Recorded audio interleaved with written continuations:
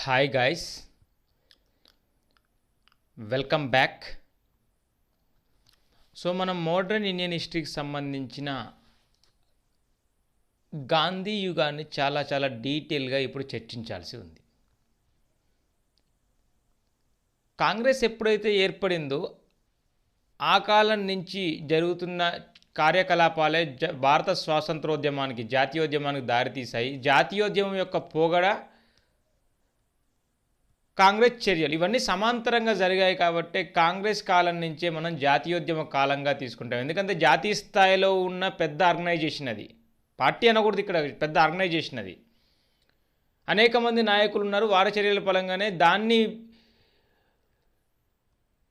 Apex బాడీగా తీసుకునే activities చేశారు. So జాతీయోద్యమ కాలం అనేది కాంగ్రెస్ ఏర్పాటుతో స్టార్ట్ అవుతుందని మనం చర్చించాం. 1885 డిసెంబర్లో కాంగ్రెస్ ఏర్పడ్డ కాలం నుంచి 1905 అతివాదులు కాంగ్రెస్ని నాయకత్వం తీసుకునే ముందు మధ్య ఉన్న కాలాన్ని మనం మితవాదుల దశక, 1885 to 1905 టైంలో పెద్దగా చెప్పుకోదగ్గ మార్పులేం లేవు. ప్రేయర్, పిటిషన్, ప్రొటెస్ట్ వంటి పద్ధతులు అనుసరించడం జరిగింది ఈ మితవాద నాయకులు. 1905 నుంచి అప్రాక్సిమేట్గా 1920 వరకు అతివాదులు నాయకత్వం తీసుకోవడం జరిగింది. కాంగ్రెస్ని నాయకత్వం తీసుకోవడం అంటే అధ్యక్ష పదవి పెద్దగా ఏం రాలేదు వీళ్ళకి, కానీ ఉద్యమ తీరు మొత్తం అతివాదుల ఐడియాలజీతో జరిగింది. ఇక 1920 టైం నుంచి భారతదేశ క్రియాశీల రాజకీయాల్లోకి గాంధీజీ రావడం జరిగింది. యాక్చువల్గా 1915 అని కూడా ఇస్తారు, ఎలా ఇచ్చినా ఒకటి. ఆ డేట్స్ ఏమి ఇంపార్టెంట్ కాదు. గాంధీజీ నాయకత్వంతో భారత రాజకీయ వ్యవస్థలో అనేక మార్పులు వస్తాయి, ప్రజా ఉద్యమాలు స్టార్ట్ అవుతూ ఉంటాయి. సో అందుకే ఆ గాంధీజీ నాయకత్వం జరిగిన ఉద్యమాలు కాబట్టి మనం దీన్ని గాంధీ యుగంగా చర్చిస్తాము. సో ఆ గాంధీ యుగానికి చర్చించే ముందు, ఏజ్ ఆఫ్ గాంధీని చర్చించే ముందు, గాంధీని మరి 1948 ఇండిపెండెన్స్ వరకు గాంధీ ఉండడం జరిగింది. ఈ మొత్తం కాలాన్ని మనం గాంధీ దశగా, గాంధీ యుగంగా పేర్కొంటూ ఉంటాం. ఇది స్టార్ట్ చేసే ముందు అసలు గాంధీ ఎవరు, గాంధీజీ యొక్క ఐడియాలజీ ఏంటి అనే దాని మీద కనీస అవగాహన అవసరం మనకి. గాంధీజీ యొక్క వ్యక్తిత్వం ఏంటి, అతని స్వభావం ఏంటి, సత్యాగ్రహ ఎందుకు స్టార్ట్ చేశాడు అనే దాని మీద బేసిక్ అవగాహన కోసం ఫస్ట్ గాంధీ యొక్క బ్యాక్గ్రౌండ్ చూద్దాం.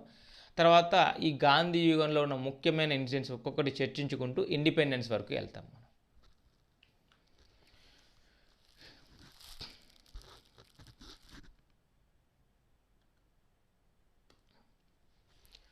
Okay, Gandhi age of Gandhi. Gandhi 1869 1869 October 2. చాలామందికి తెలుసు అక్టోబర్ 2 అంటే ఎమ్మడే గుర్తుండిపోయిద్ది. అక్టోబర్ 2 గాంధీ జన్మించడం జరిగింది. డ్రై డే, మందు లభించిన రోజు కాబట్టి చాలామందికి తెలుస్తుంది. 1869 అక్టోబర్ 2 జన్మించాడండి. ఎక్కడ? ప్రస్తుతం గుజరాత్, సౌరాష్ట్ర. ఒకప్పుడు కతియావార్ స్టేట్ అనేవారు దాన్నంతా. ఏదైతే ఆ పెనిన్సులా, గుజరాత్లో కింది భాగం సౌరాష్ట్ర ఉందో దాన్ని కతియావార్ పెనిన్సులా లేదా యునైటెడ్ స్టేట్స్ ఆఫ్ కతియావార్ అని పిలిచేవారు అప్పట్లో. ఆ కతియావార్ ప్రావిన్స్ లేదా కతియావార్ ప్రాంతం లేదా సౌరాష్ట్ర, అక్కడ పోర్బందర్ అనే ఒక డిస్టిక్ హెడ్ క్వార్టర్స్లో జన్మించడం జరిగిందండి. పోర్బందర్ కొంచెం ద్వారకాకు దగ్గరగానే ఉంటుంది. పోర్బందర్ ఒక 60 to 80 కిలోమీటర్స్ బిట్వీన్ ఉంటుంది. పోర్బందర్ అనే ఒక టౌన్లో జన్మించలేదు. పోర్ట్ సిటీ అండి, అది ఒక అంటే సముద్ర తీర ప్రాంతం ఉంది అక్కడ. 1869 అక్టోబర్ 2. తండ్రి కరమ్చంద్, తల్లి పుత్లీబాయ్ అండి. తల్లి పుత్లీబాయ్. తండ్రి కరమ్చంద్, తల్లి పుత్లీబాయ్. ఇతని అసలు పేరేంటి? మోహన్ దాస్. సో అందుకే మోహన్ దాస్ కరమ్చంద్ గాంధీగా పిలవడం జరుగుతుంది. ఇతన్ని ఎంకే గాంధీ సింపుల్గా.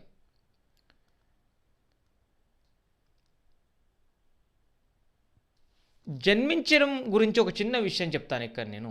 ఒక మ్యాటర్ ఏంటంటే, ఏ వ్యక్తి యొక్క ప్రవర్తన మీదైనా సరే తన కుటుంబం యొక్క ప్రభావం కంపల్సరీ ఉంటుందండి. తన కులం యొక్క ప్రభావము, తన మతం ప్రభావము, తన ఏ భౌగోళిక ప్రాంతంలో ఉంటుందో జియోగ్రఫికల్ లొకేషన్స్ ప్రభావము, తన సంస్కృతి ప్రభావం, తన మతంలో, తన కులంలో ఉన్న సంస్కృతి ప్రభావం తన పైన చాలా ఎక్కువగా ఉంటుంది. ఇక్కడ గాంధీజీ కులం గురించి చెప్పడానికి నేను డిస్కస్ చేయడం లేదు. యాక్చువల్గా గాంధీ వైశ్య కమ్యూనిటీ, అగ్రవర్ణానికి చెందిన ఒక వైశ్య కమ్యూనిటీలో జన్మిస్తాడు. ఎందుకు అది చెప్పాల్సి వస్తుంది అంటే పాయింట్ టు బి వన్ ఏంటంటే గాంధీజీ వెజిటేరియన్, దాంతోపాటు అహింసావాది. పోర్బందర్లో జన్మించాడు. తన కుటుంబ నేపథ్యం అంటే బ్రాహ్మణ, వైశ్య ఇలాంటి కమ్యూనిటీస్ నాన్ వెజ్కు దూరంగా ఉండడము, హింసాత్మకమైన అంటే జంతువుల్ని కోయడం, చంపడానికి దూరంగా ఉండడం ఒక కారణము. అంటే కుటుంబ నేపథ్యం కూడా గాంధీజీ అహింసాయుతంగా మారడానికి ఒక కారణం అన్నమాట. ఏ వ్యక్తికైనా సరే ముఖ్యమైన బోధనలన్నీ, పునాదులన్నీ కూడా తన బాల్యంలోనే పడతాయండి. బాల్యంలో గాంధీ చైల్డ్హుడ్ మొత్తం జైన సన్యాసుల చుట్టూ, పోర్బందర్లో అనేక మంది జైన సన్యాసులు ఉన్నారు. ఆ జైన సన్యాసులతో సన్నిహితంగా ఉన్నాడు గాంధీ.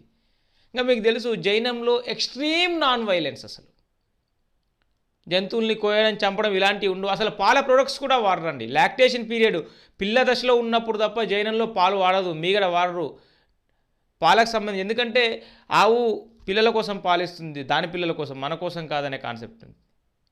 నాన్ వెజ్ అనేది ఉండదు. వ్యవసాయం చేసి పురుగుల్ని చంపకూడదు జైనంలో.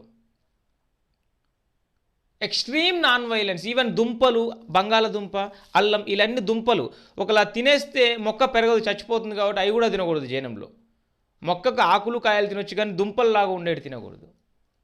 సో ఇలాంటి ఎక్స్ట్రీమ్ నాన్ వైలెన్స్ జైనం అనేది. ఆ పోర్బందర్లో అనేక మంది జైన్స్ ఉన్నారు. వాళ్ళ మధ్యలో కూడా సన్నిహితంగా గాంధీ తిరగడం వల్ల అహింస అనే భావన గాంధీకి బాల్యం దశలోనే పడింది. తన బుక్ ఉంది, మీ అందరికి తెలుసు, తన గ్రంథం ఎక్స్పెరిమెంట్ విత్ ట్రూత్ అని. చాలా చాలా ప్రాక్టికల్గా రాశాడు ఇతను, సత్యశోధన ఎక్స్పెరిమెంట్ విత్ ట్రూత్ అని, మై ఎక్స్పెరిమెంట్ విత్ ట్రూత్. తన చిన్నతనంలో ఒక్కసారి మేక మాంసం తిన్నానని రాసుకున్నాడు.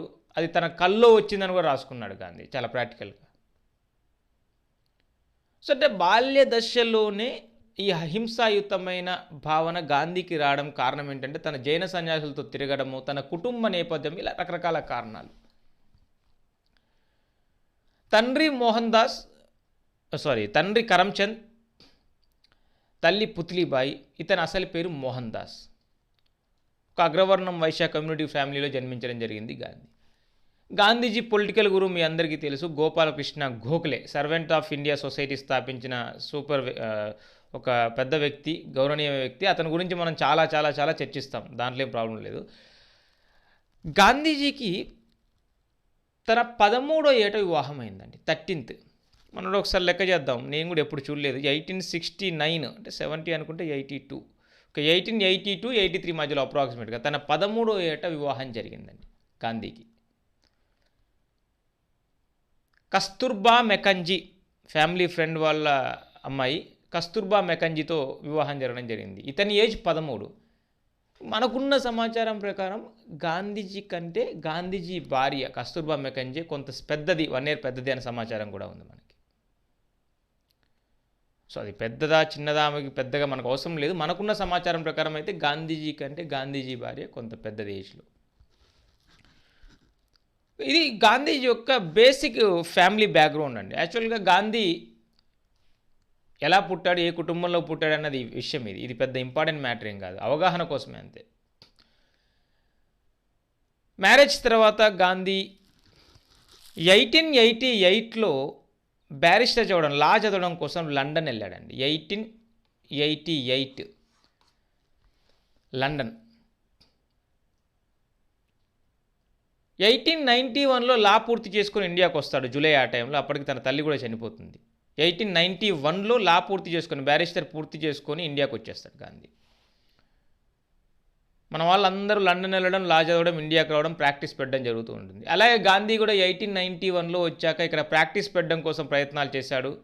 బాంబే హైకోర్టులో కానీ ఇట్లా చుట్టుపక్కల ప్రాంతాల్లో. అప్పుడు గుజరాత్, బాంబే కలిసి ఉండేవి కాబట్టి.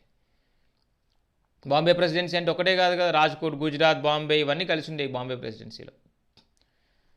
సరైన ఉపాధి లభించలేదు గాంధీకి ఇక్కడ లా ప్రాక్టీస్కి పెట్టడానికి. ఎవరు గాంధీజీని తీసుకోలేదు. కొంతకాలం బాంబే స్కూల్లో టీచర్గా పార్ట్ టైం వర్క్ చేశాడు. ఉపాధి లేక ఈ లోపల గాంధీజీని సౌత్ ఆఫ్రికాకి తన కేసు వాదించడానికి రమ్మని చెప్పేసి తన సన్నిహితుడు, అప్పటికే అతనికి షిప్పింగ్ కంపెనీ ఉంది, షిప్స్ కంపెనీ, దాదా అబ్దుల్లా అనే వ్యక్తి నాటాల్, సౌత్ ఆఫ్రికాలో నాటాల్ ప్రాంతానికి తన తరపున కేసు వాదించడానికి రమ్మని చెప్పేసి గాంధీజీని పిలవడం జరుగుతుందండి.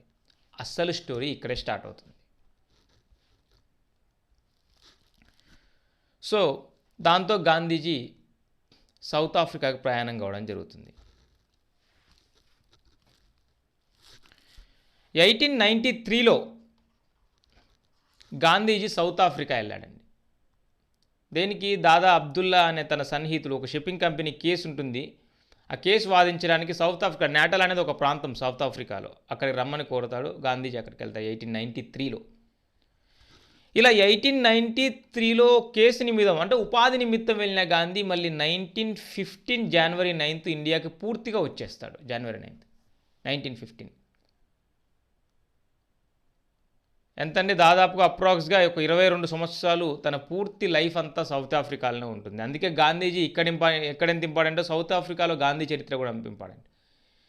ఈ 1893 నుంచి 1915 మధ్య కాలంలో ఒక 2 సార్లు ఇండియాకి వచ్చి వెళ్తాడు. అది చాలా చాలా ఇంపార్టెంట్ మనకి. 1896 చెప్తాను, మళ్ళీ వస్తుంది. 1896లో ఒక టైము, 1901 కాలంలో ఒకసారి, 2 సార్లు వచ్చి, ఒకసారి 6 months, ఒకసారి 1 year కూడా ఉండి వెళ్తారు ఇక్కడ గాంధీజీ. ఇక మిగతా మొత్తం 22 yearsలో ఒక 2 times వచ్చి, మిగతా అంత టైం కూడా సౌత్ ఆఫ్రికాలోనే గాంధీజీ కెరియర్ ఉంటుంది. మరి కేసు నిమిత్తం సౌత్ ఆఫ్రికాకి వెళ్ళిన గాంధీ వెళ్ళిన కొద్ది కాలానికి అనేకమైన వివక్ష పరిస్థితులను ఎదుర్కొంటాడండి. భయంకరమైన వివక్షత ఉంది సౌత్ ఆఫ్రికాలో. ఎందుకు అసలు సౌత్ ఆఫ్రికా వెళ్ళాడు? కేసు నిమిత్తం వెళ్ళాడు. ఎందుకు కేసు ఈయనే వాదించాలంటే, యాక్చువల్గా మనవాడు సౌత్ ఆఫ్రికా ఎందుకు వెళ్ళాడు కేసు కోసం అంటే, ఇంగ్లాండ్లో లా చదివిన వ్యక్తి బ్రిటిష్ సామ్రాజ్యంలో, రవి అస్తమించిన బ్రిటిష్ సామ్రాజ్యంలో ఎక్కడైనా సరే కేసు వాదించవచ్చు. కెనడాలో వాదించవచ్చు, సౌత్ ఆఫ్రికాలో వాదించవచ్చు, బ్రిటిష్ కాలనీ ఐర్లాండ్లో వాదించవచ్చు, బ్రిటిష్ కాలనీలు ఎక్కడెక్కడ ఉన్నాయో వాటి అన్ని ప్లేసుల్లో కూడా వాదించవచ్చు. ఎందుకంటే అదంతా కూడా బ్రిటిష్ సామ్రాజ్యమే కాబట్టి. అలా కేసు నిమిత్తం వెళ్ళిన గాంధీ 1893లో వెళ్ళిపోతాడు సౌత్ ఆఫ్రికాకి. అక్కడికి వెళ్ళాక అక్కడున్న పరిస్థితులు చూసి పూర్తిగా చలించిపోతారండి. భయంకరమైన రేసిజం ఉంది. చర్మపు రంగు ఆధారంగా వివక్షత, భయంకరమైన డిస్క్రిమినేషన్, రేసిజం, జాత్యహంకారం. యూరోపియన్స్కున్న ఏ ప్రివిలేజెస్ కూడా, ఏ ఇన్సెంటివ్స్ కూడా ఏషియన్స్కి కానీ, ఆఫ్రికన్స్కి కానీ, ఇతర దేశాల వ్యక్తులకు, యూరోపియన్స్ కాకుండా వైట్ పీపుల్కు ఉన్న ఏ ప్రివిలేజెస్ కూడా మిగతా వ్యక్తులకు లేవు. గాంధీజీ వెళ్ళాడు, అనేక విపత్కరమైన పరిస్థితులను ఎదుర్కొన్నాడు. ఆ జాత్యహంకార పరిస్థితుల్ని, వివక్షతను ఎదుర్కొన్నాడు. లేదు, నేను నల్లవాణ్ణి కాదండి, నేను నీగ్రోని కాదు, ఆఫ్రికన్ని కాదు, నేను ఇండియన్ని, నా చర్మ పరుపు కొంచెం తెల్లగా ఉందన్నా సరే, కన్విన్స్ చేయడానికి ప్రయత్నం చేసినా సరే గాంధీజీ ఇంకా వివక్షతకు ఎదుర్కొన్నాడండి.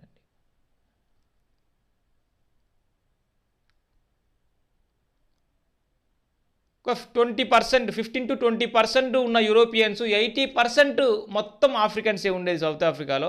అలాంటి మెజారిటీ పాపులేషన్ని వివక్షతో చూస్తూ ఉన్నారు సౌత్ ఆఫ్రికాలో.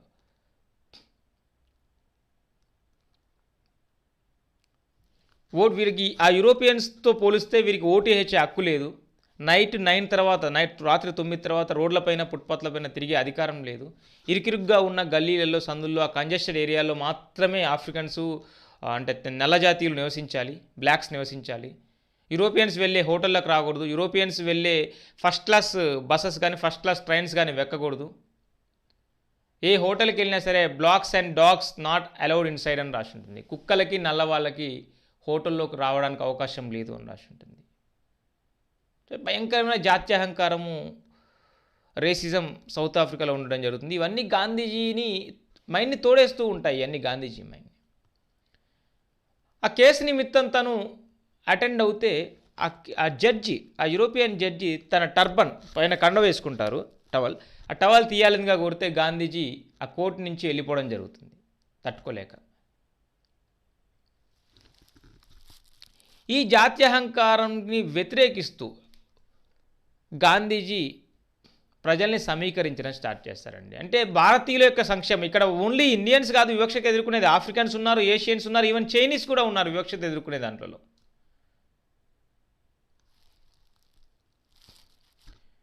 దీనికి వ్యతిరేకంగా 1894, డేట్స్ చాలా చాలా ఇంపార్టెంట్ నేను చెప్పేటి. 1894లో నేటాల్ ఇండియన్ కాంగ్రెస్ని స్థాపించాడండి. చాలా చాలా చాలా ఇంపార్టెంట్. మన వాడు వచ్చింది 1893లో, 1 ఇయర్కే చాలా చాలా చుక్కలు చూశాడు. 1894లో నేటాల్ ఇండియన్ కాంగ్రెస్ స్థాపించాడు. ఫస్ట్ క్లాస్ టికెట్ తీసుకొని ట్రైన్ ఎక్కుతాడు, ఫాస్ట్లో ఉరికొస్తూ ట్రైన్ ఎక్కుతాడు ఫస్ట్ క్లాస్ బోగిలోకి. యూరోపియన్స్ అతన్ని తోసేస్తారండి, ఫస్ట్ క్లాస్లో రాకూడదు అని చెప్పేసి. డిస్క్రిమినేషన్, వివక్షత. అక్కడి నుంచి కారు మాట్లాడుకొని వెళ్ళిపోతాడు. పీటర్ మూరిస్బర్గ్ అనే స్టేషన్లో గాంధీని తోసేస్తే అక్కడి నుంచి కారు మాట్లాడుకొని డర్బన్ వెళ్ళిపోతాడు గాంధీ, జోహాన్స్బర్గ్ నుండి డర్బన్ వెళ్ళడానికి. వాళ్ళతో సమానంగా నడవడానికి కూడా అవకాశం లేనంత వివక్షత ఉంది. సో దీన్ని వ్యతిరేకిస్తూ ప్రజలందరిని ఐక్యం చేసి వారి సంక్షేమం కోసం పోరాడడం కోసం ఎందుకు ఇతను స్థాపిస్తున్నాడు ఈ నేటాల్ ఇండియన్ కాంగ్రెస్ అంటే, అక్కడున్న ప్రజలందరూ ఇల్లిటరేట్, వలస కూలీలు, వాళ్ళందరూ కూడా వలస కోసం వెళ్ళారు, అందరూ లాయర్లు కాదు. వారి సంక్షేమం, ఇల్లిటరేట్ కాబట్టి, నిరక్షరాస్యులు కాబట్టి వాళ్ళ తరపున పోరాడడం కోసం 1894లో నేటాల్ ఇండియన్ కాంగ్రెస్ అనే సంస్థను స్థాపించడం జరిగిందండి గాంధీ. చాలా చాలా ఇంపార్టెంట్. దీనికి ప్రెసిడెంట్గా దాదా అబ్దుల్లా లేదా దాదా అబ్దుల్లా హజీ అంటాం, అతన్నే ఉంచాడు ప్రెసిడెంట్గా. దీనికి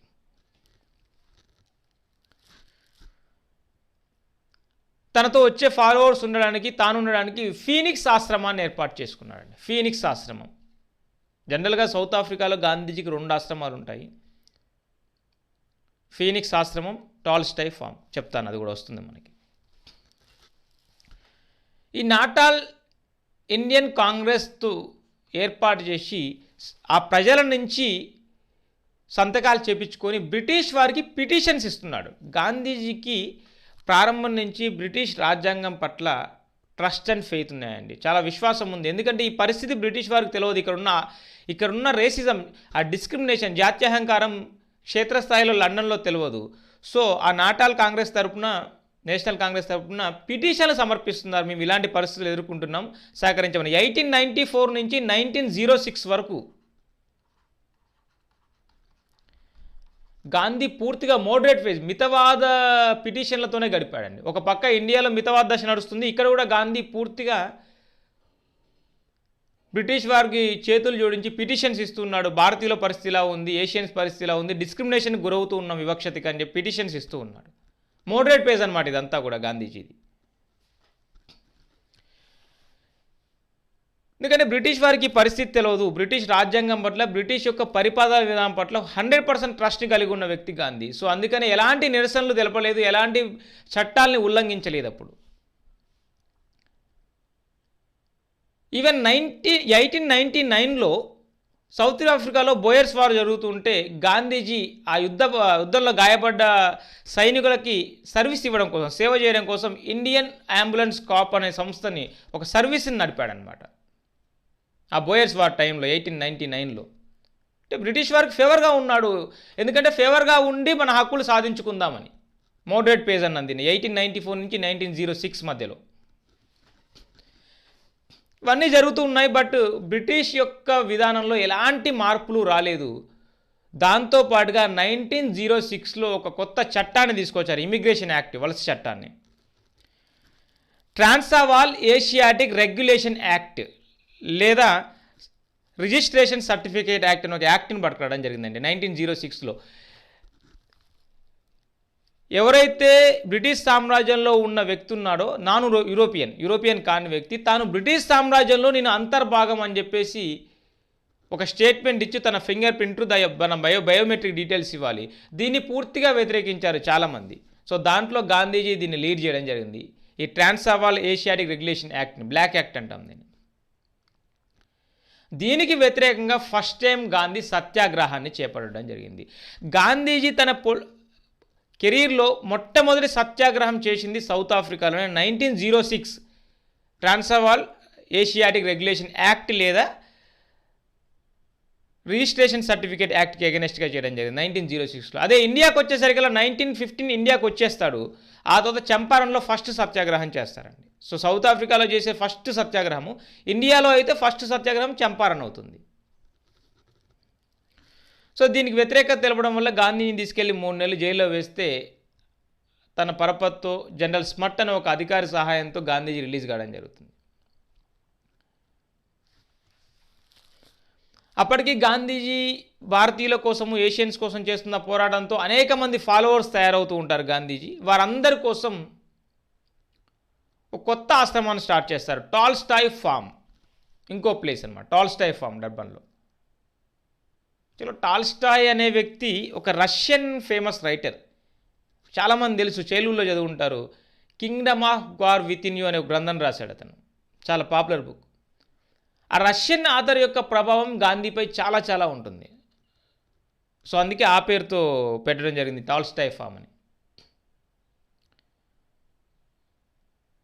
అతను తన గ్రంథంలో ప్యాసివ్ రెసిస్టెన్స్, నిష్క్రియాత్మక ప్రతిఘటన గురించి కొంత అంశాలు రాయడం జరిగింది. దాంతో గాంధీ కొంత ప్రేరేపణ పొందడం జరుగుతుంది.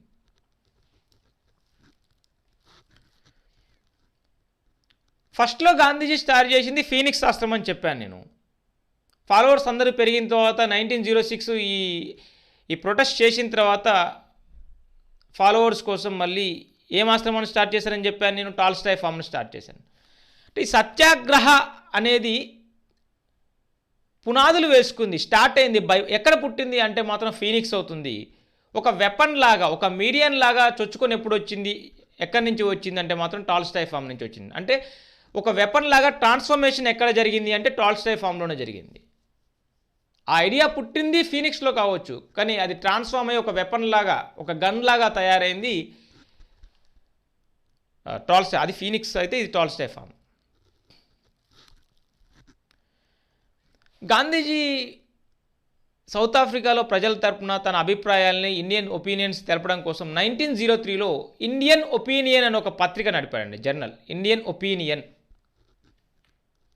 1909 ఆ టైంలో గాంధీజీ ఒక పక్క ఇండియాలో స్వదేశీ మూవ్మెంట్ జరుగుతూ ఉన్న టైము,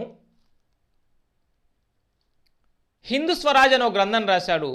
ప్రజల్ని రెచ్చగొట్టే విధంగా ఉంది అని చెప్పేసి బ్రిటిష్ దాన్ని రద్దు చేయడం జరిగింది, అంటే బహిష్కరించడం జరిగింది. ఆ గ్రంథాన్ని బ్యాన్ చేయడం జరిగింది. సెడిషన్గా ఉంది గ్రంథం, రెచ్చగొట్టే విధంగా ఉందని చెప్పేసి. సో ఇలా గాంధీజీ తన పొలిటికల్ కెరియర్ని, యాక్చువల్గా పొలిటికల్ కెరియర్ కాదు, ఇండియన్స్ వెల్ఫేర్ కోసం ఒక లీడర్గా తయారైంది సౌత్ ఆఫ్రికాలోనే. తర్వాత గాంధీజీ ఇంకా 2-3 ఇష్యూల్లో పాల్గొనడం జరిగింది. 1909లో పోల్ ట్యాక్స్ తీసుకొచ్చారు. ప్రతి బ్రిటిషేతర వ్యక్తి పైన 3 పౌండ్ల ట్యాక్స్ వేస్తూ తీసుకొస్తే దానికి వ్యతిరేకంగా కూడా గాంధీ నిరసన తెలవడం జరిగింది. ఫలితంగా మళ్ళీ గాంధీజీ జైలుకి వెళ్ళడం జరిగింది. సో ఇవన్నీ చేస్తున్న క్రమంలో అనేక మంది ఫాలోవర్స్తో అప్పటికే గాంధీజీ పేరు అటు సౌత్ ఆఫ్రికాలో, ఇది ఇండియాలో కూడా మారుమోగుతుంది. పంజీవన్ దాస్ అనే ఒక వ్యక్తి గాంధీజీ యొక్క సన్నిహితుడు. అతని గురువు కూడా గోపాలకృష్ణ గోఖలేనే. తను లెటర్ రాస్తారు పంజీవన్ దాస్, రాస్తూ గాంధీ చేసే యాక్టివిటీస్ గురించి చెప్తూ గాంధీజీ మహాత్మా అని సంబోధించడం జరుగుతుంది. సో ఏదైతే గాంధీజీ ఫేస్ చేసిన సిచ్యువేషన్స్ ఉన్నాయో అవి అతన్ని మహాత్మాగా తయారు చేస్తాయి. ప్రజల పక్షాన్ని నిల్చొని నిరసనలు తెలపడం జరిగింది గాంధీజీ సౌత్ ఆఫ్రికాలో. అలా ఫైనల్గా 1915లో గాంధీజీ ఇండియాకి రావడం జరుగుతుందండి సౌత్ ఆఫ్రికా నుంచి. 1915 డేట్ చూస్తే ఒకటి అర్థం కావాలి మనకి. 1914 నుంచే వరల్డ్ వార్ 1 స్టార్ట్ అయింది. ఆ వరల్డ్ వార్ 1 సంక్లిష్టమైన పరిస్థితుల కాలము. ఫస్ట్ లండన్ వెళ్తాడు గాంధీ. లండన్లో పరిస్థితులు అనుకూలించగా తన ఫాలోవర్స్తో తిరిగి 1915 జనవరి 9న ఇండియాలో దిగడం జరుగుతుందండి. సో అలా ఇండియాకు వచ్చేసి గాంధీజీ కంప్లీట్గా ఇండియాలోనే ఉండిపోతాడు. ఇండియాలో ఉన్నా కానీ 1917-18 వరకు యాక్టివ్గా ఉండరు రాజకీయంగా. ఎందుకనేది మనం డీటెయిల్గా చెప్తాను నేను. ఏదైతే గాంధీజీ ఇండియాకు వచ్చిన ఆ జనవరి 9th 1915 ఉందో దాన్ని ప్రవాస భారతీయ దివాస్గా జరుపుకుంటాం మనం. గాంధీజీ గురించి బ్యాక్గ్రౌండ్ ఇదండి. గాంధీజీ పుట్టింది పోర్బందర్లో అని చెప్పాను. ఏదైతే తన పుట్టిన ప్రాంతం ఉందో ఆ ప్రాంతాన్ని, ఆ ప్లేస్ని కీర్తి మందిర్ పేరుతో డెవలప్ చేసి అప్పుడప్పుడు టూరిస్టులకి విజిటింగ్కి ఇస్తూ ఉన్నారు కీర్తి మందిర్ పేరుతో. ఇది గాంధీజీ యొక్క బేసిక్ బ్యాక్గ్రౌండ్, గాంధీజీ యొక్క సౌత్ ఆఫ్రికాలో బ్యాక్గ్రౌండ్ అనమాట. గాంధీజీ 1915 జనవరి 9th వరకు సౌత్ ఆఫ్రికా టు లండన్ వెళ్ళి లండన్ నుంచి ఇండియాకి వస్తారు World War I టైంలో ఫాలోవర్స్తోని. జనవరి 9 వరకు వచ్చేస్తారు. ఆ రోజున మనం ప్రవాస భారతీయ దివాస్గా జరుపుకుంటాం. ఇప్పుడు గాంధీజీ ఇండియాలో ఎలాంటి యాక్టివిటీస్లో పాల్గొన్నాడు, క్రియాశీల రాజకీయాల్లోకి ఎలా వచ్చాడు, తన పొలిటికల్ కెరియర్ని గాంధీజీ ఎలా స్టార్ట్ చేశారనేది చాలా డీటెయిల్గా కొంత ఎనాలిసిస్ చేస్తూ గాంధీజీ చేసిన చర్యలు, భారతదేశంలో ఉన్న పరిస్థితులు అన్నీ అర్థం చేసుకుంటూ ముందుకు సాగుదాం. Thank you.